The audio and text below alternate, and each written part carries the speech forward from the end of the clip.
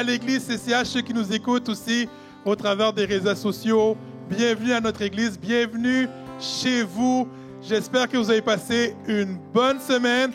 Juste à vous entendre parler, ça veut dire que vous allez bien et je suis content pour vous. Si c'est la première fois que vous nous visitez, soyez bienvenus chez vous. Juste vous dire qu'à l'extérieur, il y a une table qui s'appelle Bienvenue. Si vous avez des questions, peu importe, c'est la place où aller. C'est à la place Bienvenue sur notre table. Donc, n'hésitez pas. On veut connecter avec vous. On veut vous connaître. Si vous avez des questions, n'hésitez pas à venir nous visiter. Et vous qui êtes là régulièrement, si vous avez des questions, n'hésitez pas aussi à aller à la table Bienvenue ou tout simplement à nous écrire à notre adresse courriel, s'il vous plaît.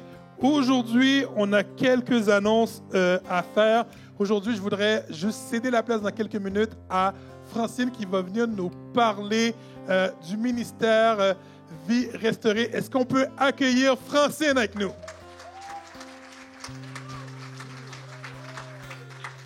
Bonjour, bonjour.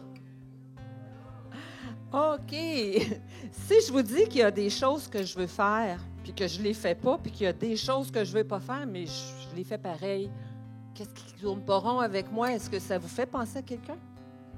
Ben oui, hein, à l'apôtre Paul, c'est sûr. Alors, l'apôtre Paul, c'était pourtant un des hommes les plus instruits de l'époque, un homme consacré à Dieu, a établi plusieurs églises et pourtant, il vivait les mêmes contraintes, les mêmes défis, les mêmes choses que nous. Est-ce que ça vous arrive des fois d'exploser pour rien puis de le regretter par après? Ah ben oui, de tomber dans la boîte de chocolat quand on vit des déceptions, ça nous arrive aussi. Ah, il y en a qui rient. Alors, de chercher à vous justifier puis de toujours vouloir avoir raison, de trouver des excuses tout le temps. Enfin, j'ai plein de choses comme ça, de vous faire régulièrement des reproches intérieurs, de vous comparer aux autres, de vous dévaloriser, de vous sentir coupable, etc., etc.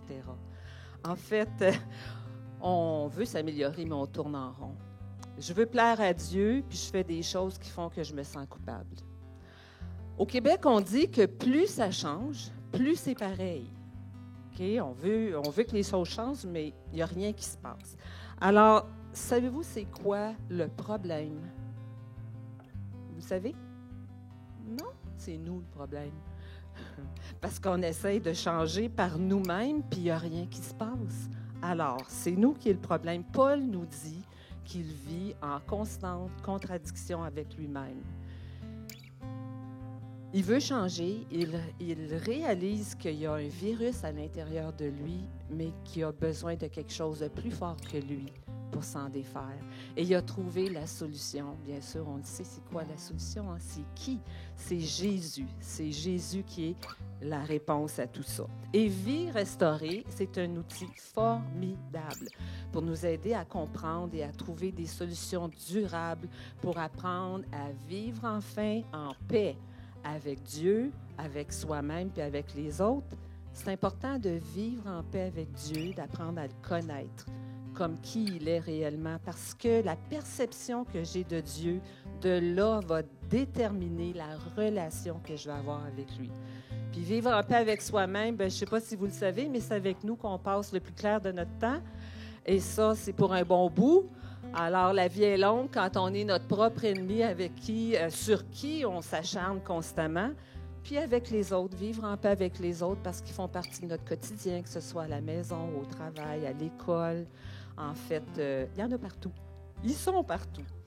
Alors, l'image de Vie Restaurée que vous voyez, c'est un papillon. Et le papillon représente bien la manière dont Dieu nous voit. Le papillon est ce que Dieu veut que la chenille devienne. Et Pasteur Laurent, il y a quelques semaines, a parlé que Dieu voit la meilleure version de nous-mêmes. Et Dieu veut qu'on apprenne à bien vivre avec cette version-là. Il veut que, comme le papillon, on prenne notre envol et qu'on réussisse dans tous les aspects de notre vie pour être enfin libérés. Alors voilà, c'est ce qu'on va approfondir dans le programme Vie Restaurée. Et il s'adresse à tous ceux et celles qui veulent vivre une vie de plus en plus épanouie puis être tout ce que Dieu veut que l'on soit. Alors là, je vais vous présenter les gens qui travaillent avec moi, je vais leur demander de se lever. Je vais commencer avec Joanne. Je ne sais pas où tu es, Joanne. Alors, Joanne, ça fait quelques saisons que je travaille avec Joanne.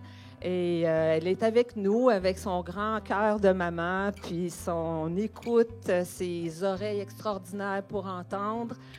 J'ai aussi Geneviève qui est encore très motivée, remplie de ressources et d'amour pour vous, mesdames. Et André, qui vient de se joindre à l'équipe, tout dernièrement pour le groupe des hommes. Alors, il est très motivé, il veut vous aider. Merci. Il veut vous aider à relever les défis que vous pouvez rencontrer. Merci beaucoup. Vous pouvez vous asseoir. On va être à la porte à la fin si vous avez des questions. En fait, Vie restaurée, le programme rapidement se déroule sur 12 semaines. Ça débute le 12 septembre. Vous avez un choix, soit lundi, mercredi ou jeudi en Zoom, ou le lundi en présentiel pour les femmes seulement. Le coût est de 60 $ et si la formation vous intéresse, mais que vous êtes dans l'impossibilité d'en défrayer des coûts, sur le formulaire, il y a un espace en bas qui est les commentaires et vous avez juste à l'inscrire, on va communiquer avec vous.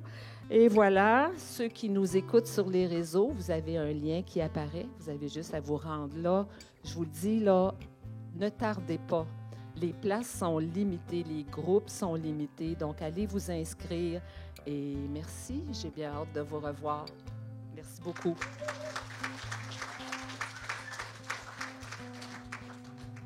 N'oubliez pas, si vous avez des questions, l'équipe en question va être disponible après la réunion dans le hall pour répondre à toutes vos questions. Il n'y a pas de questions qui je pourrais dire, qui sont des questions bêtes, mais juste prendre le temps de soit d'envoyer un courriel ou soit d'aller prendre le temps d'aller vers Francine et son équipe pour qu'ils puissent répondre à vos questions. Et aussi, le lien au formulaire va être disponible aussi sur le site Internet de l'Église, dans la section Vie d'Église. Il y a une section qui s'appelle Vie restaurée. Vous pouvez avoir aussi accès au formulaire qui va être là.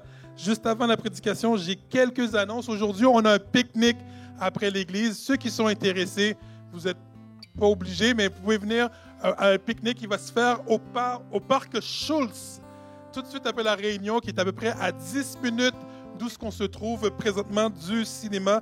Donc, vous pouvez amener votre lunch. C'est vraiment, chaque personne amène de quoi à manger et on peut prendre un temps pour s'amuser, fraterniser ensemble. Donc, tout de suite après la réunion, on va se rejoindre là-bas. Donc, si vous avez vos chaises et tout, qu'est-ce que vous avez besoin pour qu'on puisse être ensemble pour fraterniser? Et le parc, juste pour vous dire, il y a des jets d'eau, il y a un terrain de soccer, il y a du gazon. Donc, vraiment une place pour être ensemble. Puis aujourd'hui, je pense que la météo, elle est belle. Et si tout d'un coup, il y a une tornade qui vient, on ne sait jamais que la météo, malheureusement, la journée sera, l'activité sera annulée pour cette fois-ci, mais je pense qu'il fait beau dehors. Juste une autre annonce, la semaine prochaine, le 4 septembre, nous allons avoir notre réunion d'ados avec Pasteur Andrew et Danica, donc le 4 septembre. Et juste vous dire que maintenant, qu'est-ce qui va se passer à partir du mois de septembre? À tous les 2 semaines, il y aura des réunions d'ados. Donc, il y aura des réunions d'ados le 4, le 18, et ainsi de suite. Faut qu'à tous les 2 semaines, on a des réunions d'ados. On a notre pasteur et Danica qui sont ensemble. Donc, on remercie le Seigneur pour ça. Donc, invitez, si vous connaissez des ados, amenez vos ados avec vous pour qu'ils puissent profiter aussi de leur réunion à tous les 2 semaines. En même temps, le 4 septembre, pour nous, ici, de la Grande Assemblée, on aura pasteur Ralph Philémon, qui est pasteur à l'église Le Portail, qui est responsable du ministère jeunesse, qui sera avec nous. Donc, amenez des amis, amenez des gens, et il va être avec nous. Donc, un dimanche à ne pas manquer. Et ça va être tout pour les annonces. Soyez disposés.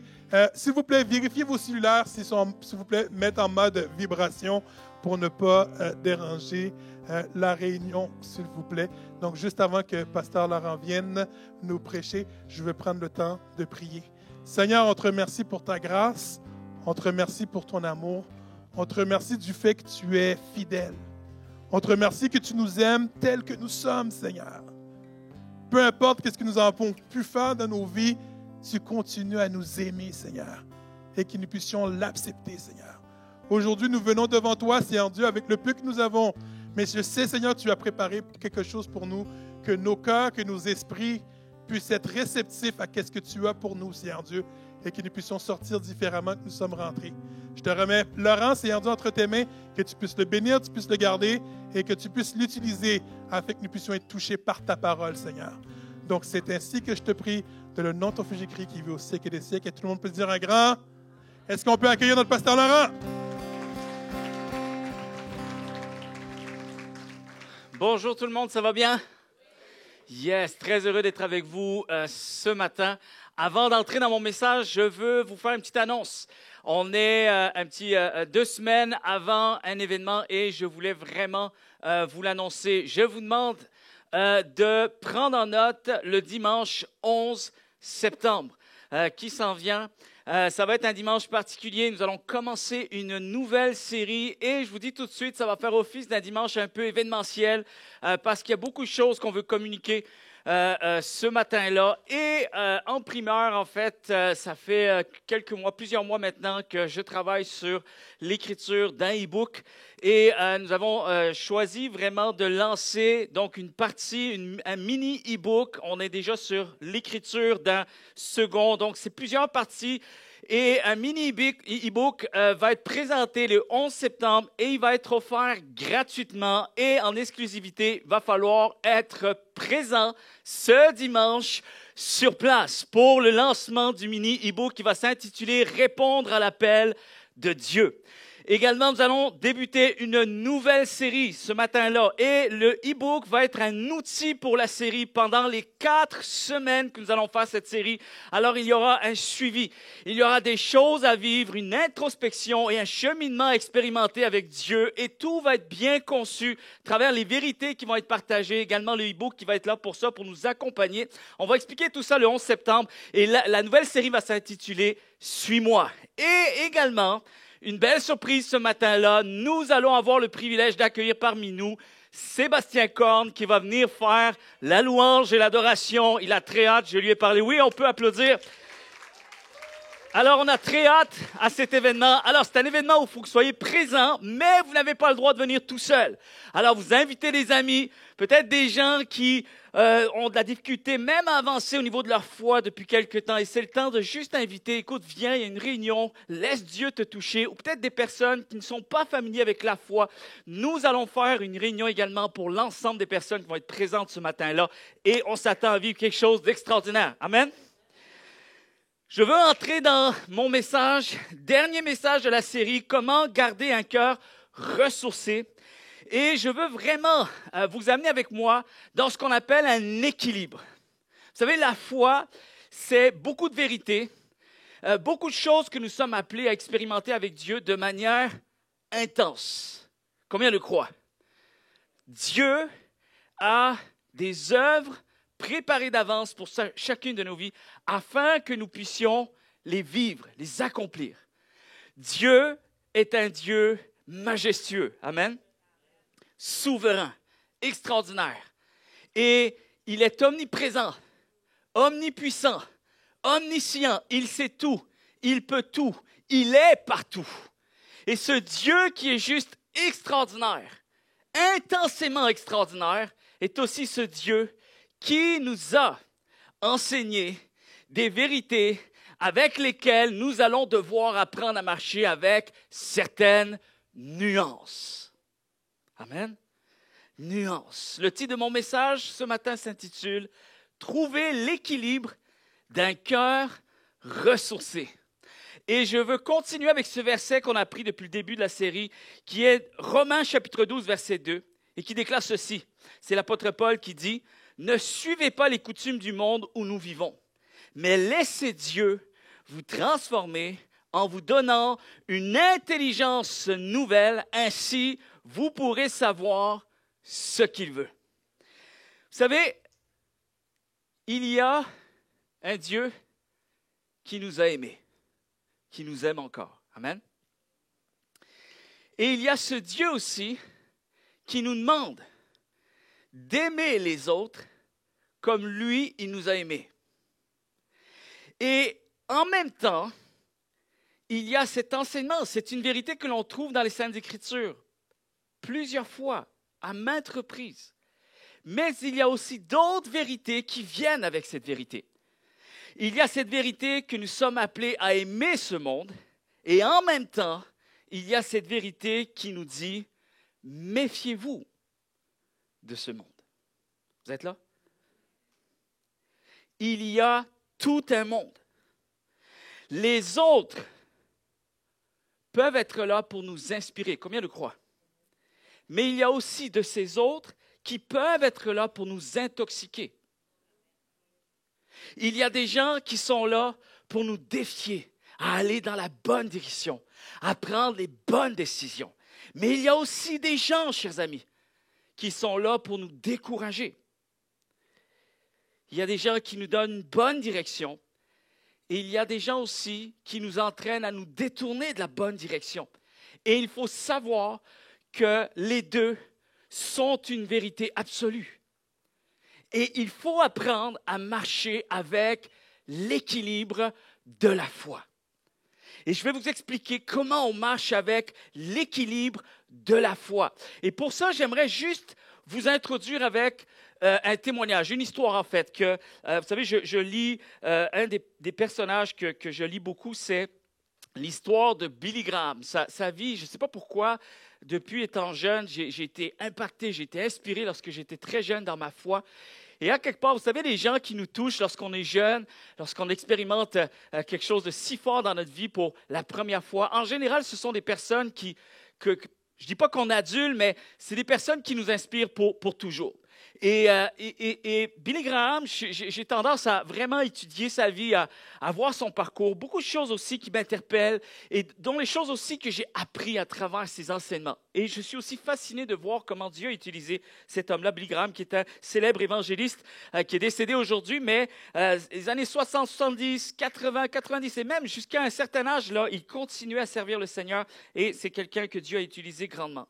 Mais il arrive un jour où il est affecté. Sa foi est affectée également. Il y a plusieurs choses qu'il va vivre parce que Dieu l'utilise. Et il y a des œuvres qu'il met en place et ça prend une certaine envergure, certaines grandes envergures en fait qui prennent place un peu dans le monde entier. Mais voilà la réalité, il n'est qu'un homme. Vous êtes là? Dieu fait des grandes choses à travers lui, mais lui, il doit le gérer en tant qu'homme. Et ça, ce n'est pas toujours évident. Et un jour, il va voir sa mère qui était une femme, un pilier pour sa vie, au niveau de sa foi et plein de vérité pour la vie. Il est allé la voir un peu découragé et il dit, « Maman, j'ai le sentiment que ça ne marchera pas. J'ai le sentiment que je ne peux pas continuer, je ne pourrai pas continuer, je suis découragé. Ça ne marchera pas, mon affaire. » Et sa mère lui répond ceci. Alors, il faut savoir aussi qu'il y a une époque. Hein? Vous savez, des fois, l'éducation des parents envers les enfants, ça dépend un peu comment on a été enseigné pour éduquer les enfants. Mais sa mère est assez prompte, assez directe. Elle dit, « Sentiment, tu m'as parlé de sentiment. » Et elle dit, « Mais qu'est-ce qu'on en a à faire de ce que tu ressens? » Et là, lui, il est un peu déstabilisé. « Maman, je te demande de m'aider. Justement, je suis en train de t'aider.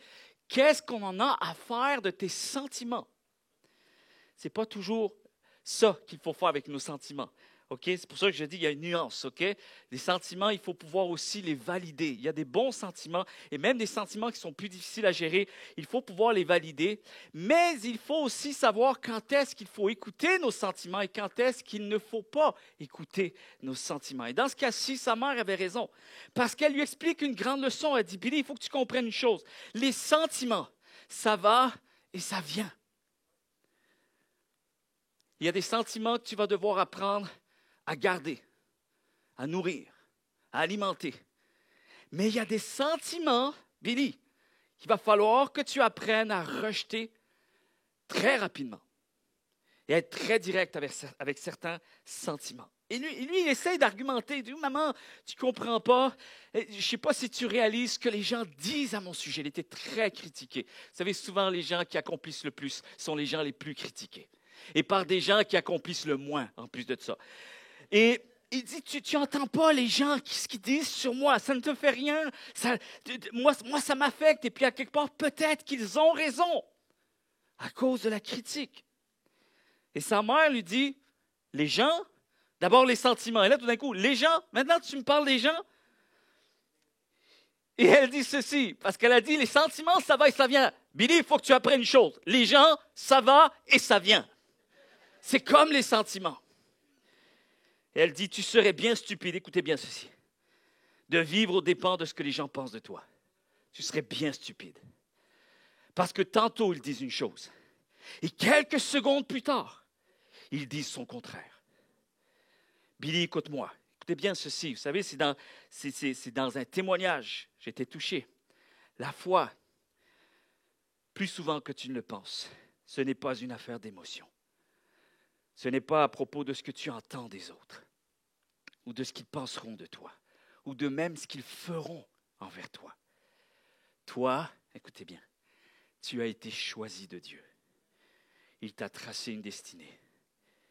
Mais il n'a jamais dit qu'elle s'accomplirait en un jour, sans difficulté, sans effort, sans remise en question, et sans que tu apprennes à grandir à mesure que la promesse avance. Alors elle continue, il faut que tu comprennes. Il y a là où Dieu se tient et il y a là où toi tu es présentement.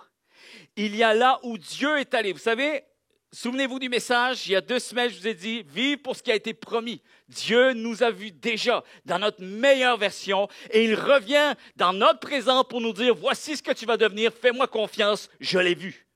Il y a là où Dieu est allé voir déjà l'accomplissement de la promesse et il y a là où toi, tu es encore avec tout ce que tu n'es pas en mesure de voir encore. Il y a ce que tu crois aujourd'hui. Et comment ces croyances vont se bonifier au fur et à mesure. Vous savez, même ce que l'on croit sur Dieu, il y a ce que l'on croit aujourd'hui et il y a ce que l'on va croire, peut-être la même vérité, mais cette vérité va être bonifiée au fur et à mesure qu'on avance. Alors on grandit même au travers de nos croyances, conceptions, définitions des choses. Il y a comment tu vois les gens aujourd'hui, Billy, ce qu'elle dira à son fils. Et il y a comment tu les verras également plus tard. Et moi, j'ai assez cheminé pour savoir que les gens, au fur et à mesure qu'on avance, ne sont pas ce qu'on croyait qu'ils étaient. Alors je reviens dans le passé, dans ton présent, pour te dire, attention à tes sentiments et attention aux gens autour de toi. Vous êtes là? Je sais que ce n'est pas forcément toujours ce qu'on entend. Parce que c'est vrai que le message ultime de la Bible, c'est d'aimer Dieu et aimer les autres. Vous êtes là?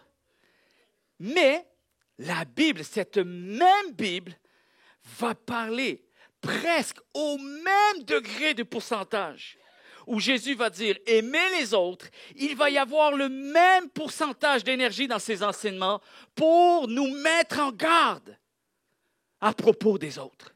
Et ça, je ne sais pas pourquoi, mais la sous-culture évangélique a oublié cette deuxième moitié d'enseignement. Pourtant, elle est bien à l'intérieur. Elle fait partie du message central de la Bible. Parce que plus notre vision des autres va se bonifier, c'est-à-dire plus on va être en mesure de comprendre les autres, et plus nous allons être en mesure de marcher épanouis. Vous êtes là? Et une chose ici, il y a une différence entre ce qu'on pense qui va arriver et ce qui arrivera. Je veux juste que vous sachiez une chose. Pendant que les hommes haïssaient et trahissaient Jésus-Christ, au même moment, Dieu disait de Jésus-Christ, « Voici l'homme que j'affectionne tout particulièrement. » Vous êtes là? Avez-vous compris ce que j'essaie de vous dire ce matin? 2 mondes pour la même chose. 2 vérités, 2 réalités pour la même chose. Les hommes tuent Jésus-Christ et Dieu affectionne Jésus-Christ. Alors, ce n'est pas vrai qu'en tant qu'être humain, nous parvenons constamment, continuellement à être au même diapason de ce que Dieu désire pour nous. Ce n'est pas vrai. Et la Bible est là comme un guide d'instruction pour nous mettre en garde aussi. L'histoire de l'homme d'hier est la même histoire de l'homme d'aujourd'hui. Et elle parle de moi également, de prendre garde à ma propre nature. Je ne suis pas là pour pointer du doigt les autres. Je suis là pour me mettre en garde qu'il y a ce que Dieu désire pour moi et il va falloir que je garde précieusement cette chose-là et la nourrir, l'alimenter, tout en gardant une vision saine et équilibrée du monde qui m'entoure. Quelqu'un devrait dire Amen. Une première des choses que j'aimerais vous partager ce matin, afin de pouvoir trouver l'équilibre d'un cœur ressourcé. Comprendre les temps qui sont les nôtres.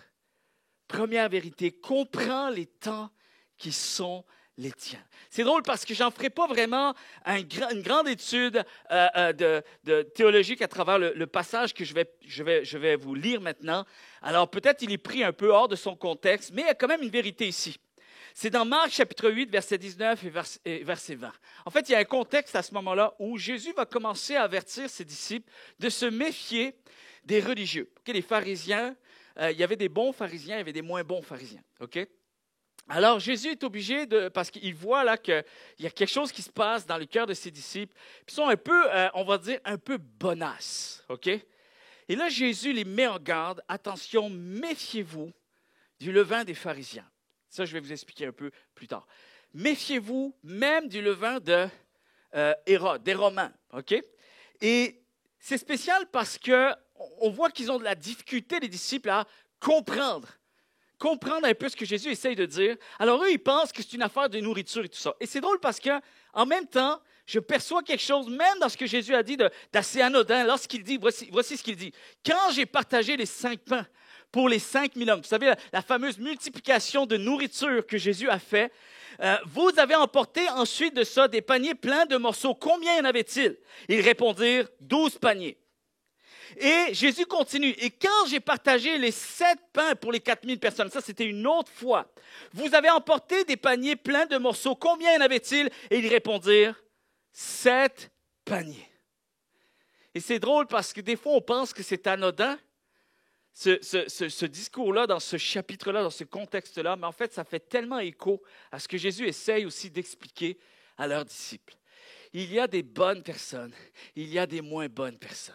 Il y a des bonnes influences, il y a des moins bonnes influences. Et juste en termes de panier, 2 histoires, le même Dieu, Jésus-Christ, qui fait des choses. Et pourtant, on se retrouve à partir, peut-être pas avec le même résultat, peut-être pas avec le même panier. Et une des choses que je voudrais juste mentionner ce matin, tantôt on ramène 12 paniers et parfois on en ramène 7. Vous êtes là? Les résultats ne sont pas toujours les mêmes. Les provisions, les saisons, les accomplissements, les projets n'aboutissent pas tous de la même manière. Combien sont d'accord avec ça? Et les gens autour de nous ne cheminent pas tous pareil. Ça va?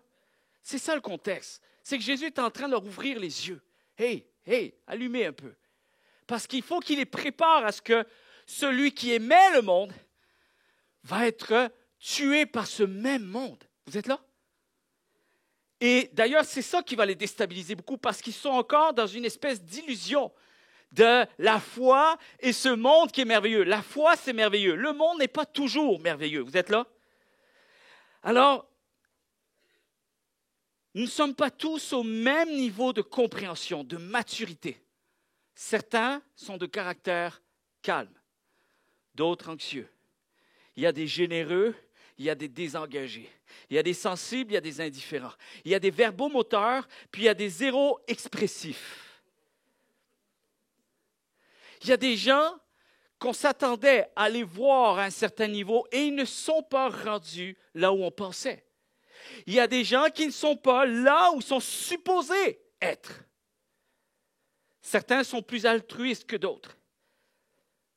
Certains sont plus relationnels que d'autres. Mais il y en a aussi qui sont plus envieux, plus hyperactifs, plus fonceurs, plus engagés. Certains sont jaloux. Certains sont encore plus jaloux. Certains critiquent. Certains sont même très méprisants, très blessants. Il y a des gens bien intentionnés. Et il y a des gens mal intentionnés. Mais voici le message de ce matin. Mais toi, avance. Toi, avance. Et voici le message. Avance, mais ne te conforme pas à tout. Vous êtes là? N'avale pas tout ce qu'on te dit. N'avale pas tout ce qu'on te fait à croire. Vous savez, il y a un passage dans la Bible, je ne donne pas la référence, mais parce que je vais prêcher un petit peu là-dessus dans les prochaines semaines. Jésus a conseillé quelque chose, deux choses que nous sommes appelés à garder et à être. Sois doux comme une colombe. Vous êtes là? Doux ici, c'est le mot simple, comme un enfant. Prends les choses comme elles viennent. Ça va? Et en même temps, sois prudent comme un serpent. C'est dans une même phrase. Ce n'est pas deux discours séparés.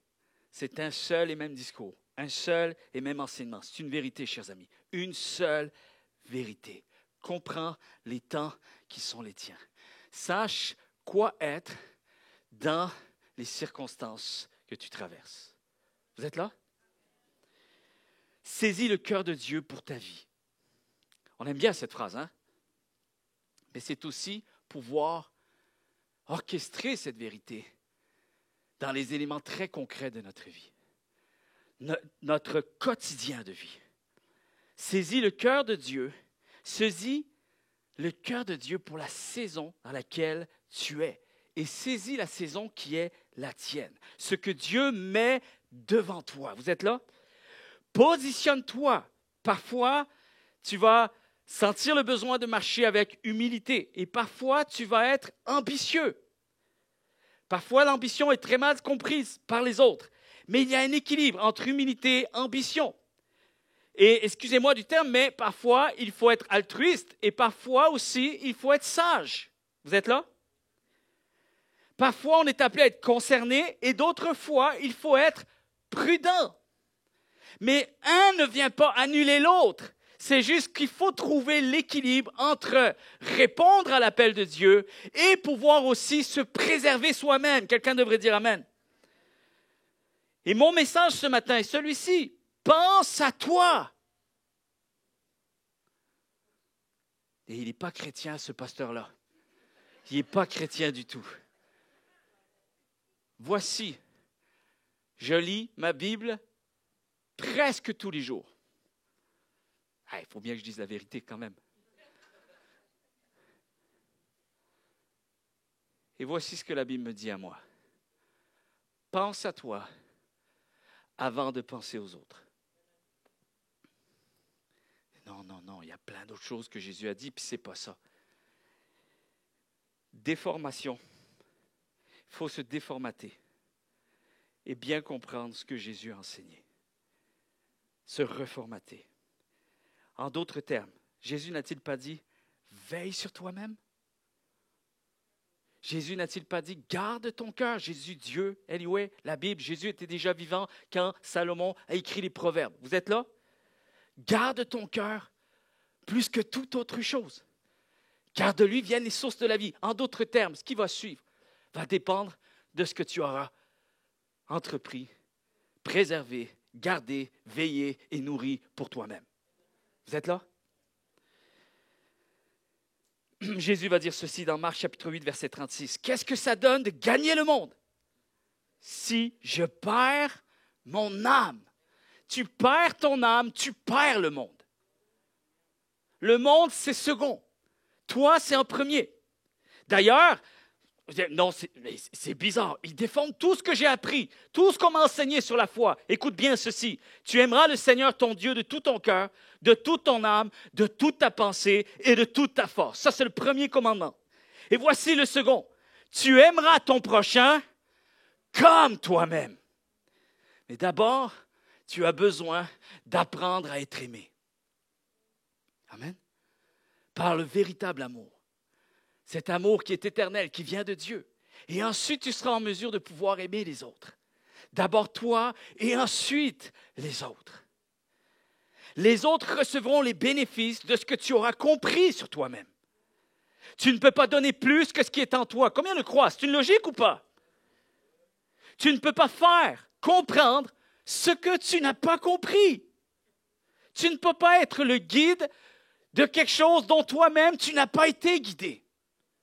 C'est la base de la vie, chers amis. Et Jésus reprochait deux choses. Deux choses, il reprochait. Écoutez bien ceci. Les spectres, pourtant, ce sont des deux opposés. Et pourtant, ça sortait de la même bouche. Un homme qui a dit ceci. En fait, il y a certaines personnes à qui il a dû dire « T'es trop intense ». Il a été obligé de ralentir certaines personnes, de s'éloigner de certaines personnes. Vous êtes là? Et puis, il y a des moments où Jésus arrivait avec des gens et il leur disait, il les défiait à aller plus loin parce qu'ils n'avançaient pas suffisamment. Est-ce qu'on comprend En fait, je pourrais parler de ce principe-là sans même inclure la foi. Mais c'est la foi qui parle de ce principe. C'est Dieu qui a créé ce principe. La vie est faite ainsi. Et c'est pour ça qu'on ne peut pas généraliser ce que l'on croit. La manière dont on chemine. Pourquoi? Parce que tu es dans une saison et quelqu'un d'autre est peut-être dans une autre saison. Peut-être ce qui te fait du bien à toi, c'est quelque chose qui ne fait pas du bien à quelqu'un en ce moment. Et d'ailleurs, les enseignements de l'apôtre Paul, regardez les nuances qu'il est obligé de faire lorsqu'il enseigne comment l'homme qui est né de nouveau avec Jésus-Christ a tendance à tomber rapidement, à retomber rapidement dans la religion, c'est-à-dire imposer des choses à d'autres. Et Paul est obligé d'enseigner, de dire, mais toi, tu es en paix avec ça. Et tu glorifies le Seigneur dans la manière dont tu avances, dans la manière dont tu conçois ces choses-là. Ton cœur est en train d'honorer Dieu. Ta foi actuelle honore Dieu parce que tu le vis sincèrement devant Dieu. Mais pourquoi tu veux imposer quelque chose qui n'est pas rendu là où toi tu es rendu? Et finalement, vous savez ce qu'on peut devenir? Une pierre d'achoppement. C'est-à-dire, j'impose quelque chose que quelqu'un n'a pas la stature actuelle pour encaisser cette compréhension. Vous êtes là? Trop intense ou pas assez intense. Ce qui est incroyable, c'est que ça, c'est assez fou, cette histoire. Je ne peux pas rentrer dans les détails, mais Jésus va prendre 3 de ses disciples. Il va monter sur une montagne. Ils vont s'isoler. Et là, ils vont vivre quelque chose d'assez extraordinaire. Vous pourrez lire dans Marc chapitre 9. Vous verrez cette histoire. Je ne veux pas trop détailler parce que si je commence à rentrer là-dedans, il faudrait que je l'explique parce qu'il y a des gens qui ne sont peut-être pas familiers avec la Bible ou quoi que ce soit. Alors, c'est important juste garder le principe de cette histoire.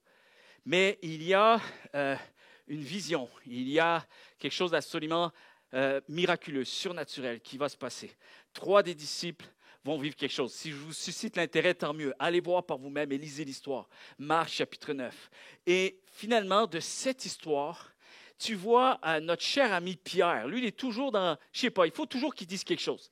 Il faut qu'il intervienne. Les 2 autres restent tranquilles. Lui, il faut qu'il dise quelque chose. Et la Bible nous dit ceci. Alors, vous verrez l'histoire, puis vous comprendrez après avec ce que je vous dis maintenant. Ça dit, Pierre ne sait pas quoi dire tellement il est effrayé, et les autres disciples aussi. Mais Pierre, il ne sait pas quoi dire. Il est tout à l'envers. Il est déstabilisé, mais monsieur veut donner un conseil à Jésus-Christ. Il est bon que nous restions ici. Il est effrayé, il dit, mais on est bien ici. Mais il est effrayé, il ne dit pas la vérité. Il est en décalage avec ses sentiments intérieurs, ses vrais motifs. Et c'est drôle comment parfois, on peut se retrouver en présence de personnes, et parfois ces personnes, c'est nous, c'est moi, qui vont conseiller des choses sur quelque chose dont on est peut-être nous-mêmes plus confus que l'autre. Mais je ne sais pas pourquoi on veut donner des leçons. On veut dire quelque chose. Et parfois, on dit des choses qu'on ne sait pas. Est-ce que vous comprenez? Parfois, des gens qui sont même fragiles et ils nous conseillent d'être forts. Ils sont confus et ils nous conseillent, ils veulent nous donner du discernement. Parfois, ils ne sont pas francs, puis ils veulent nous parler d'honnêteté. Il faut comprendre ici que Jésus a été en présence d'un jeune homme. On dit le jeune homme riche. Un homme qui voulait suivre Jésus, mais Jésus dit, oui, j'aimerais ça que tu viennes avec moi. Et Jésus aimait ce jeune homme. Oui, ça serait bien. On pourrait œuvrer ensemble. Et quand il lui dit les conditions du voyage, le jeune homme refuse. Et Jésus va le laisser aller. Mais la chose que Jésus a fait, c'est qu'à ce jeune homme-là, il lui a dit, viens, fais ce qu'il y a à faire. Fais-le. Et à d'autres personnes comme à Pierre, tellement de stupidité qui sortait de sa bouche, il était obligé de dire, toi, arrière de moi, s'il te plaît, tu me fatigues.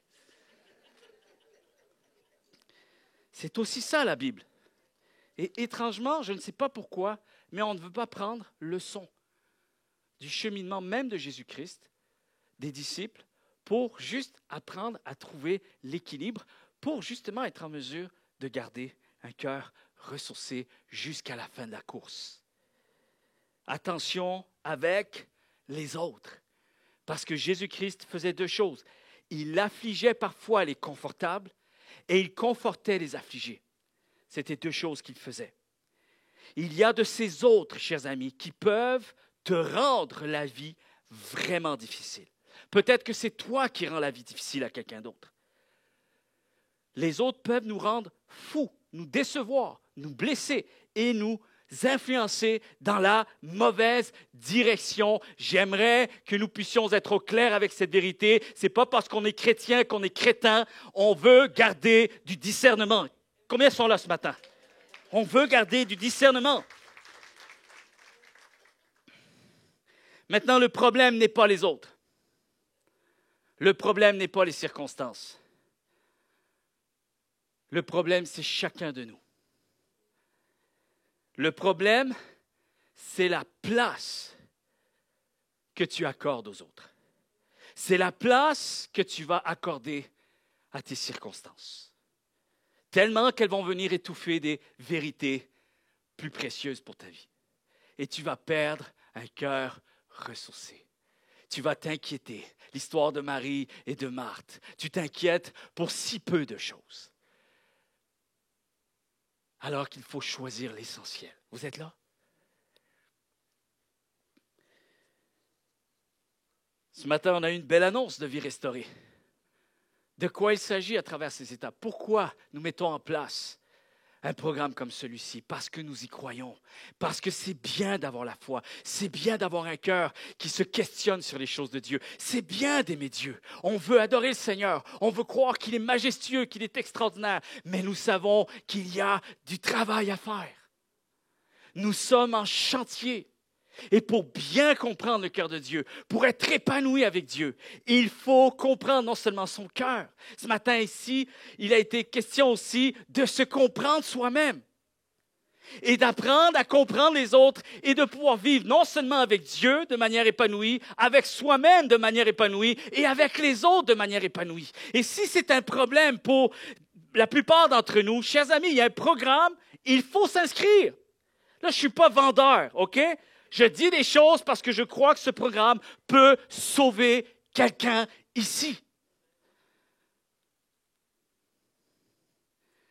C'est tellement extraordinaire lorsqu'on comprend ce que Dieu attend de nous. Et lorsque c'est lui qui nous dit, et pas un autre, lorsque ça vient de lui, c'est tellement apaisant, chers amis. Il n'y a rien de plus extraordinaire que de pouvoir vivre une relation saine avec Dieu. Épanoui avec Dieu.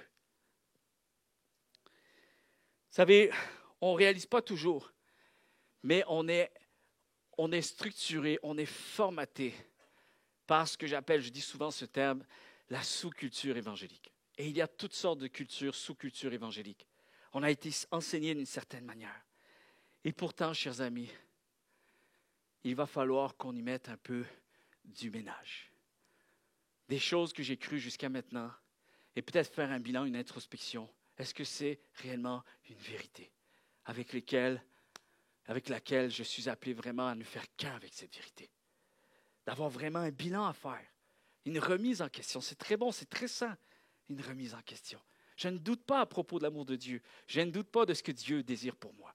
Ça, je ne suis pas en train de dire, hey, allons vers l'incrédulité. Je ne parle pas de cet aspect-là.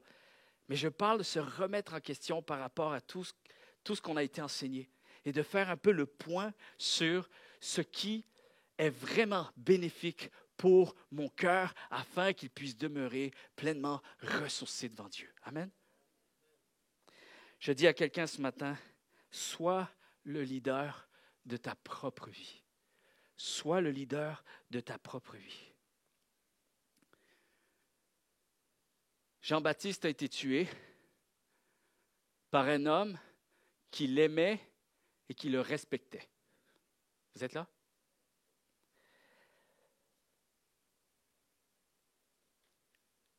Soyons un petit peu moins naïfs, un petit peu moins ouverts. Soyons un petit peu moins doux. Parfois, sois un petit peu moins une colombe et sois un petit peu plus un serpent. Moins vulnérable, moins accessible, moins patient. Des fois, la patience, ça peut être très toxique. Vous êtes là? Sachez poser vos limites. Avez-vous, je vous avais dit que ce n'était pas un message typique, OK? Connaissez vos limites, respectez vos limites. Parce que tu accordes trop de place aux autres. Tu accordes trop d'importance pour ce que les autres pensent de toi, ce qu'ils te font subir, les circonstances. Chapitre 1 de ma vie.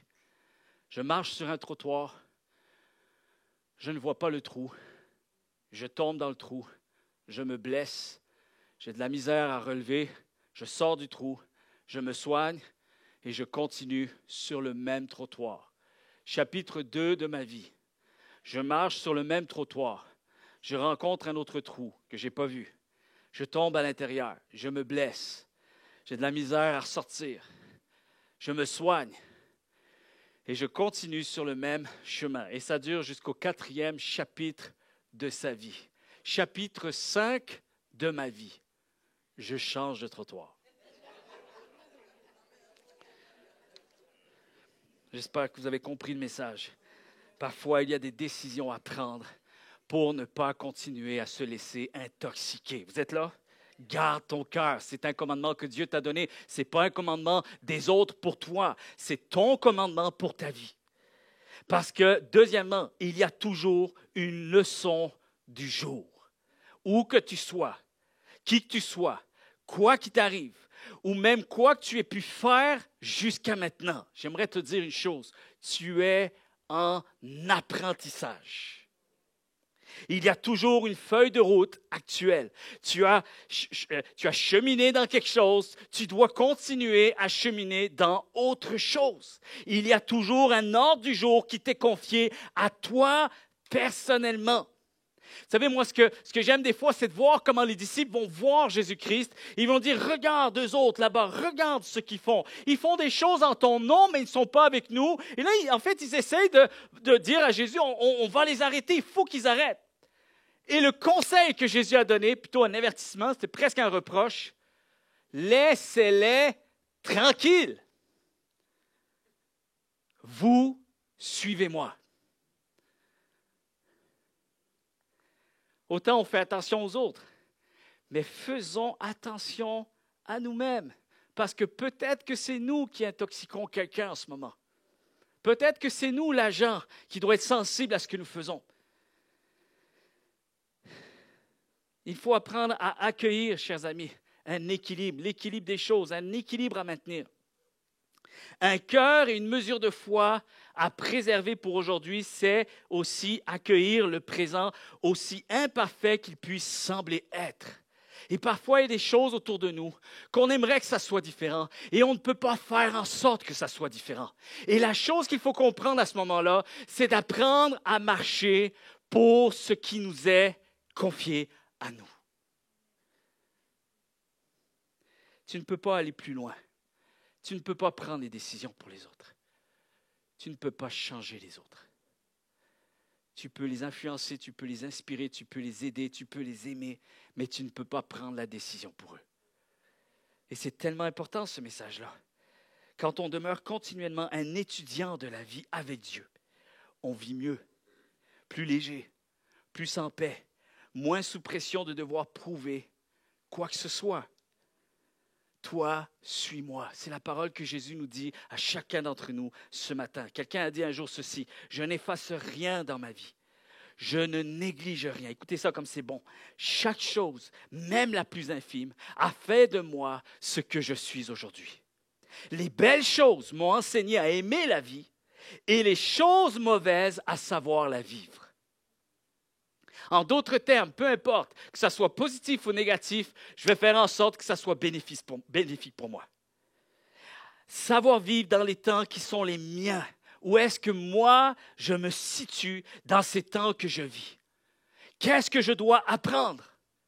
Qu'est-ce qui est bon pour moi? Savoir retenir le bon même au travers du mauvais.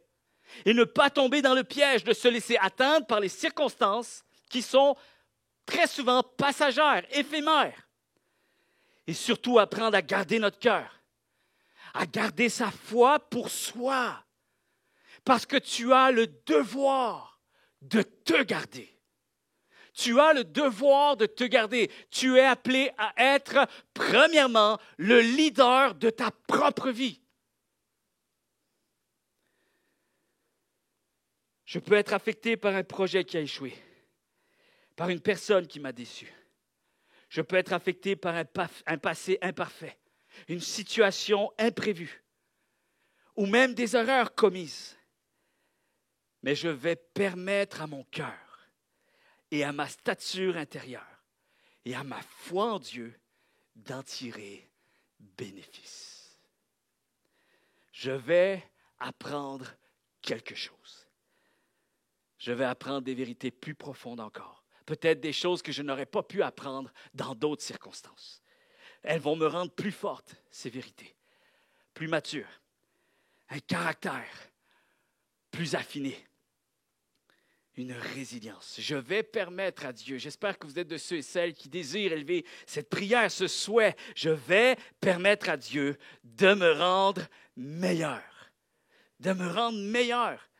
Avec action de grâce, je veux apprendre à marcher avec reconnaissance, quel que soit le parcours de ma vie, et de continuer à rester joyeux et confiant pour la suite, parce que j'ai foi en Dieu et parce que je sais qu'il a créé ma vie avec une destinée déjà bien prévue à l'avance. Alors que ça serve à quelqu'un d'autre, même que moi. Parce que la réalité, chers amis, si tu apprends à persévérer avec Dieu, tu vas pouvoir apprendre à quelqu'un d'autre à persévérer avec Dieu. Souvent, on est là, on attend que Dieu se serve de nous.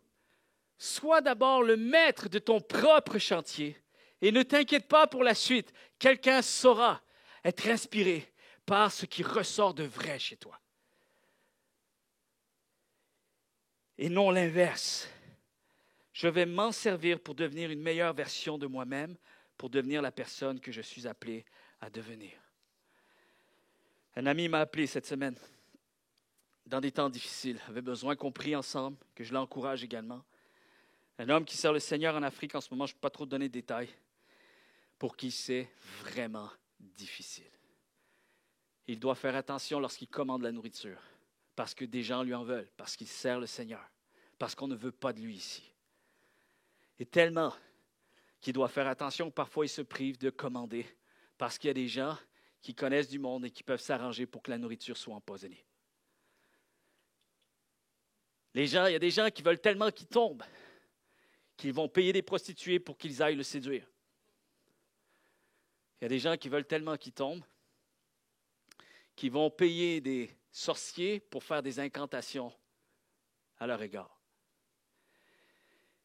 Et il y en a qui ne le veulent plus là où il est.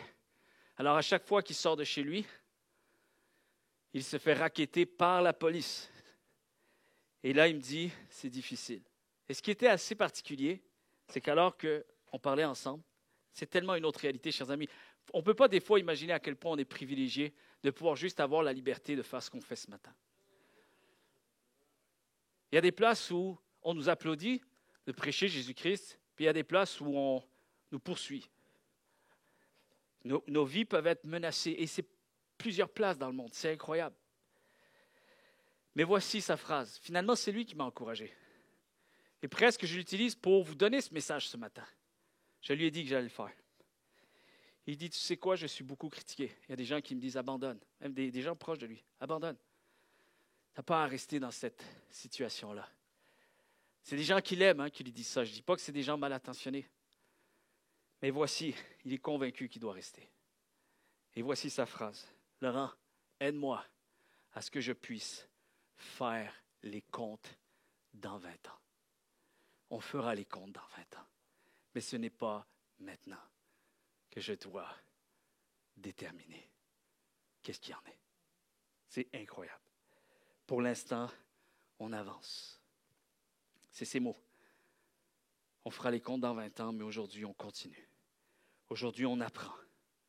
Aujourd'hui, on garde un cœur ressourcé et confiant devant Dieu. Et on verra la note plus tard. C'est plus tard qu'on verra. Mais en attendant, j'ai des devoirs à faire. J'ai ma leçon du jour. Alors, travaillons. C'est ce qu'on s'est dit ensemble. Et on a prié. Travaillons, étudions, grandissons, avançons et apprenons les leçons de Dieu. Amen. Cette foi que tu as, garde-la pour toi devant Dieu. Paul dit ceci. Parfois, il faut la transmettre, la foi. Et parfois, il faut la garder. Vous êtes là? Ça, c'est tout un équilibre et ça fait partie des Saintes Écritures. Il y a des moments où il faut justement partager et parfois la retenir. Parfois, on est appelé à influencer les autres et parfois, il faut s'influencer soi-même, se nourrir soi-même. Il y a des moments où nous sommes appelés à vivre avec les autres et il y a des moments où on est appelé à les vivre juste pour soi. Vous y êtes? On parle souvent, des fois, du lâcher-prise. Alors, je demanderai à Joey de bien vouloir me rejoindre, s'il te plaît. Vous savez, le lâcher-prise, c'est qu'on n'est pas tous dans les mêmes saisons. Et c'est vrai que parfois, je suis dans une saison où j'ai besoin de comprendre qu'il faut lâcher prise. Mais parfois, on est dans des saisons où il faut apprendre à persévérer pour la chose peut-être qui nous fait le plus mal, qui nous fait souffrir présentement. Et il faut marcher avec sensibilité et discernement. Vous savez, dans une famille, on n'est pas tous pareils. Combien le croient? Nous, on est nombreux, fait qu'il y a des nuances chez nous, de grandes nuances. Et cette année, j'ai ma grande fille qui est rentrée au cégep. Elle est ici ce matin. Je suis content qu'elle soit là. Elle est juste devant moi. En plus, je suis tout stressé. Elle a commencé le cégep. Mais j'en ai un autre qui a commencé son secondaire. Et j'en ai d'autres qui sont encore au primaire. Fait que c'est pas la même gestion, mais une chance que maman est là. Dans une famille, il y a maman qui aime planter les fleurs, et puis il y a papa qui aime nettoyer sa moto. Dans une famille, il y a un ado qui a la voix de son âge. Et puis, dans la même famille, il y a un ado qui se lève le matin et il n'a plus la voix qui représente son corps. Une voix qui mue tout d'un coup, c'est comme, qu'est-ce qui se passe? Dans une famille, il y a des enfants qui sont obéissants, dociles.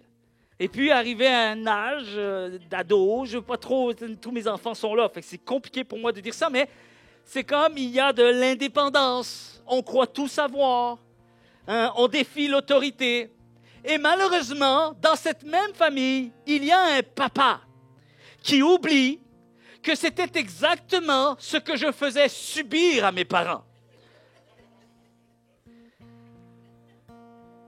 Et il y a des parents qui doivent comprendre qu'on a tous des temps différents à traverser, des temps qui sont les nôtres. Mes enfants, je dois leur expliquer qu'il y a des leçons de la vie à traverser, à apprendre et à expérimenter. Et alors que c'est le papa qui parle, ces leçons-là, je les ai vécues quand j'étais ado, mais en tant que papa aujourd'hui et maman, j'ai aussi de nouvelles leçons à apprendre. Et là, je réalise un petit peu plus comment ma mère a dû capoter avec moi. Mais je n'étais pas dans cette saison pour le comprendre. Et avec le temps, on arrive à se comprendre un petit peu plus. Et c'est l'image que je crois que l'Église de Jésus-Christ doit aller chercher. Et pas être juste individuel. Je suis individuel pour mieux servir les autres. Je prends soin plus de moi pour prendre soin plus des autres. Être capable de pouvoir les aider encore mieux. Pas avec mon orgueil. Pas avec mes conceptions à moi, mes vérités que je voudrais imposer. Et c'est tellement, je ne sais pas si vous saisissez ce message, mais c'est tellement précieux. J'avais ma mère au téléphone, sur FaceTime, ma famille, et on est dehors, il fait beau. Et chez nous, des fois, ça c'est à cause de mon épouse, les enfants l'adorent, OK? Alors, ma femme, elle aime bien accueillir tout le monde. Et moi, je suis le genre de personne qui aime bien être tranquille tout seul chez moi. C'est compliqué. Alors, et c'est incroyable parce que ma mère, je suis dehors, elle dit « montre-moi les enfants, montre-moi les enfants ». Alors, je mets l'écran comme ça et on arrive, elle dit « Ah », elle pensait que c'était Maëva. « Ah, bonjour Maëva, allô, c'est Mina ». Je dis « Non, maman, c'est pas Maëva, c'est Élimé ». C'est qui Élimé? C'est quelqu'un du quartier. Et là, je continue. « Ah, allô, Maëva. Ah, voilà, elle est là. Maëva, allô Maëva. Non, maman, c'est pas Maëva, c'est Abby. C'est qui Abby? Elle capotait, elle dit « Mais c'est quoi tout ce monde-là » Et finalement, je me promène comme ça, et là, elle voit un petit garçon. Elle dit, mais ça, c'est un garçon, c'est pas Maëva. Non, ça, c'est pas Maëva. Et là, moi, je suis là, je dis, ça, c'est... Et là, je regarde, mais t'es qui, toi, au juste? Et puis là, il me dit, ben, tu peux... Et là, il me répond, là, c'est fou, hein, il est tout petit. Ben, tu peux pas savoir, je suis qui, puisqu'on se connaît pas. J'ai dit, je comprends. Mais, petit garçon, mon petit gars, comprends bien. Tu es dans ma cour, tu es chez moi. Alors, qu'est-ce que tu fais ici? Il me dit, ben, je viens d'aménager, puis je cherche des amis, et on m'a dit, va voir la maison des amis. J'ai dit, la maison des amis, c'est ici. Il dit, ça a l'air, il y a beaucoup d'amis. Et en plus, il est rentré avec son vélo. Il roule avec son vélo dans le jardin. Et là, ma mère a dit, oh là là, tu sais, puis avec vraiment l'accent corse, elle a dit, mais c'est pas une vie, ça. Hey, il faut faire du ménage, les amis, tout ça. Et à un moment donné, on est envahis. Je sais que ce n'est pas nécessairement moi qui m'en occupe. Mon épouse est là, elle gère. Même année, je ne suis plus capable. Et même année, les amis, on vous aime beaucoup, mais vous dégagez. C'est fini. Dehors. Parce qu'à un moment donné, il y a un temps où la porte est ouverte et il y a un temps où il faut fermer la porte. Et des fois, on ferme la porte et on oublie quelqu'un. Il est encore dans le jardin. Et ça, c'est l'équilibre des choses à maintenir. J'ai donné, on a été là. Maintenant, il faut penser à soi. Ça va? Est-ce qu'on peut se lever tous ensemble?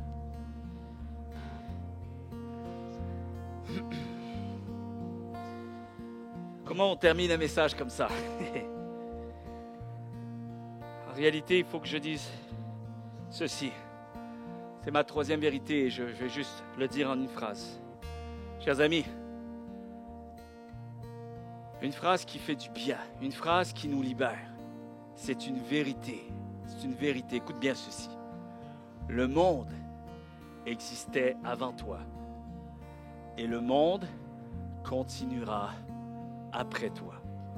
Je dirais même plus, le monde continuera sans toi. Tu n'es pas le maître de l'univers, mais tu es appelé à gérer ta propre vie. Tu es appelé à donner une vision à ta vie. On est appelé à cohabiter avec le monde. Mais la première des choses que tu dois apprendre, c'est apprendre à cohabiter avec toi-même. Vous êtes là? Un pasteur un jour était découragé de voir tout ce qu'il y avait devant lui. Et il sentait que toute la pression était sur lui. Alors il s'est dit, tiens, si Dieu avait quelque chose à me dire, il m'enverrait quel genre de courriel ce matin? Et voici ce qu'il a écrit. Courriel de la part de Dieu. Salut, je t'écris pour t'informer qu'aujourd'hui, je vais m'occuper de l'univers. Je n'aurai pas besoin de toi. Passe une bonne journée.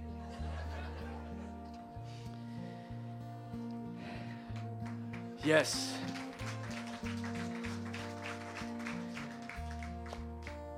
Demeurons humbles. Fermons les yeux tous ensemble, juste un instant, alors qu'on entre en prière.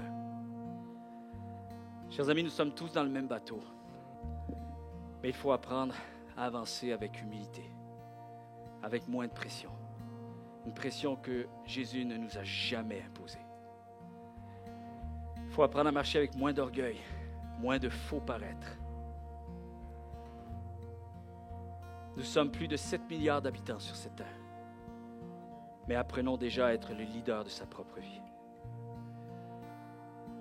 Occupons-nous de nos pas à nous, de nos péchés, nos imperfections, nos leçons. Et de comprendre les temps qui sont les nôtres. De reconnaître nos leçons du jour. De s'enseigner soi-même avant de vouloir donner des leçons aux autres. De demander du discernement pour soi, pour ce qui est devant nous. Et d'apprendre à ouvrir les yeux. On va se placer devant Dieu et dire, Seigneur, ouvre mes yeux. Sur les défis que j'ai à travailler. Sur les luttes qui sont les miennes. Sur le pardon que je refuse d'accorder.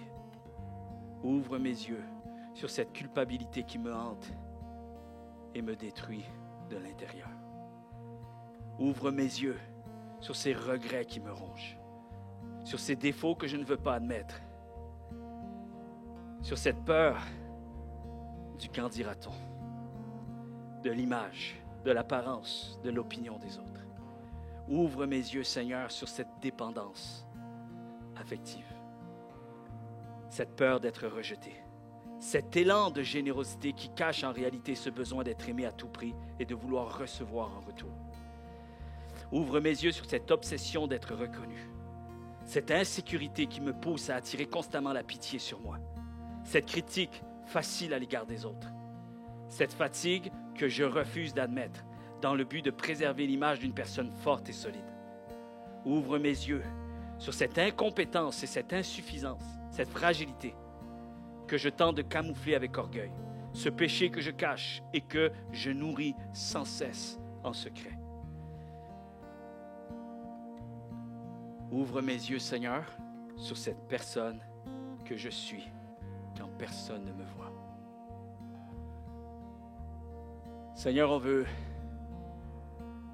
se placer devant toi avec simplicité, avec humilité, mais avec sérieux. Un cœur qui se place sérieusement devant toi. Parce que nous croyons que tu es vivant. Tu as créé cette vie. Tu as créé ma vie. Tu as créé notre vie. Et Seigneur, tu es conscient, tu connaissais le parcours de notre vie. Tu sais les choses qui sont bonnes à recevoir. Tu sais aussi les choses qui peuvent être des pièges pour nous. Des choses qui peuvent nous intoxiquer, des choses qui peuvent amener des zones de turbulence, Seigneur Jésus. On a besoin d'apprendre à marcher avec toi pour les besoins des autres, mais surtout aussi, Seigneur, d'apprendre premièrement à s'occuper de nos propres besoins. Parce que nous sommes convaincus, Seigneur, qu'alors que tu nous feras grandir en stature, alors, Seigneur, que nous allons apprendre à être leader de sa propre vie, Seigneur. Nous allons pouvoir faire le rôle que Philippe a pu faire alors qu'il rencontre un eunuque. Et Philippe a demandé à cet homme, est-ce que tu comprends ce que tu dis? Et l'homme a déclaré, comment le pourrais-je si personne ne me guide? Seigneur, tu as utilisé un homme comme Philippe parce qu'au préalable, Philippe avait appris à cheminer avec toi. Et Seigneur, ça ne veut pas dire qu'il faut être prêt pour aider quelqu'un, mais nous voulons continuer à grandir avec toi, continuer à être toujours devant toi. Notre propre vie, Seigneur, nous la plaçons devant toi, Seigneur. Alors apprends-nous à marcher avec cette humilité, de reconnaître qu'il y a des choses, Seigneur, qui sont devant nous. Et nous voulons, Seigneur, te dire merci pour ton amour qui est si éternel.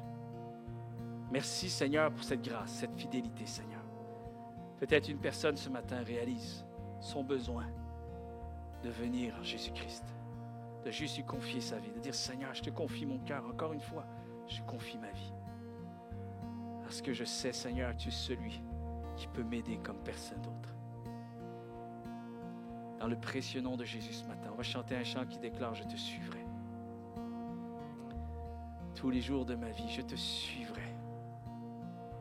Quel que soit ce que mes jours me réservent, je continuerai à te suivre. Alléluia.